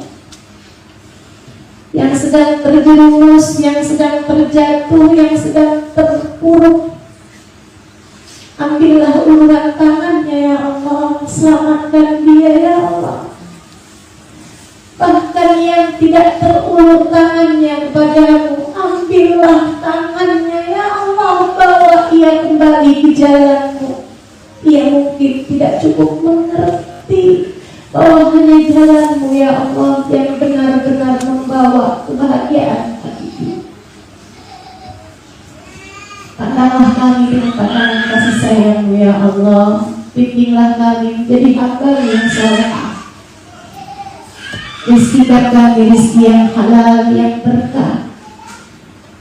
Jadikan kami dapat melaksanakan kewajiban kami sebagai hamba-Mu ya Allah. Ampuni segenap dosa, tutup segenap aib.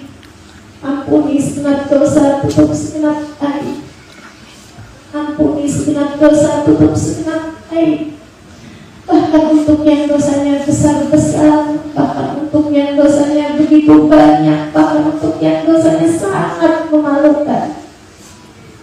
Ampuni segenap dosa, tutup segenap aib. Apabila datang ajal menjemput kami, matikan kami dalam husnul khatimah. Kuatkan kami senantiasa dengan rahmat-Mu ya Allah. Kuatkan kami senantiasa dengan kasih sayang-Mu ya Allah. Hidupkan kami dalam keadaan baik. Apabila datang ajal menjemput kami, matikan kami dalam husnul khatimah. Ya Allah, di akhirat nanti kumpulkan kami berada dalam rombongan sang baginda Nabi besar Muhammad sallallahu alaihi wasallam. Dirikan kami di belakangnya, hisab kami dengan hisaban yang mudah. Ya Allah, pada akhirnya selamatkan kami ketika melewati jembatan Sirat dan jadikan tempat terakhir kami adalah surga ya Allah. Tanpa hisab, tanpa adab, birahmatika ya arhamar rahimin. Selamatkan kami, kedua orang tua kami, sahabat-sahabat kami, keluarga kami, semua orang-orang yang kami sayangi. Ya Allah, bimbing kami semua agar kami dapat menempuh jalan menuju surga.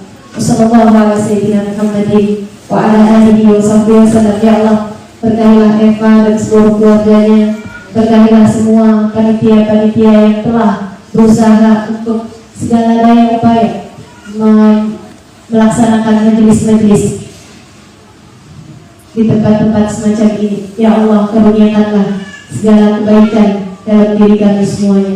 Wassalamualaikum warahmatullahi wa ala alihi wa sahbihi wasallam. Bifadli subhana rabbika rabbil izzati amma yasifun. Wassalamun alal mursalin. Walhamdulillahi rabbil alamin. Taqabbalallahu minna wa minkum. Taqabbal ya karim. Terima kasih segala perhatiannya. Mudah-mudahan bermanfaat. Kurang lebihnya mohon maaf. Billahi taufiq wal hidayah. Wal afu minkum. Assalamualaikum warahmatullahi wabarakatuh.